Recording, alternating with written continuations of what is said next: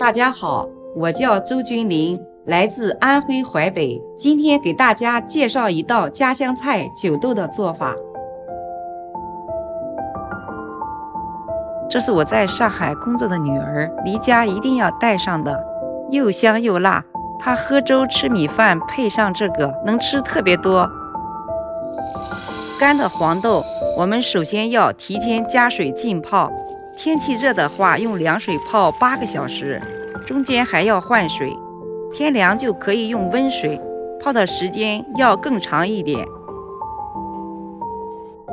泡好的黄豆用高压锅煮，比较省火省时。煮豆子的水不用太多，稍微没过黄豆一点就可以了。上气压20分钟。煮豆豆的时候要做一个辣椒油，油烧滚了晾一下，倒入装有辣椒面的碗里，拌开再放凉就行。最后把煮熟放凉的黄豆、盐、糖、切碎的姜末、辣椒油和高度白酒混合，搅拌均匀后移入消毒晾干的罐子里密封保存。冷藏焖上1天入味儿，酒豆就做好了。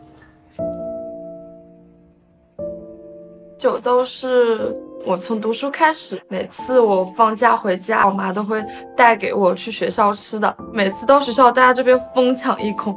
她比较喜欢吃辣椒，我会多放一些，但是这个也不能吃太久，最好1个星期内把它吃光，要不然就是不会太新鲜了。那1个星期带酒豆来，我就是白饭配酒豆，面条也配酒豆，粥也配酒豆，这样子，非常非常的好吃。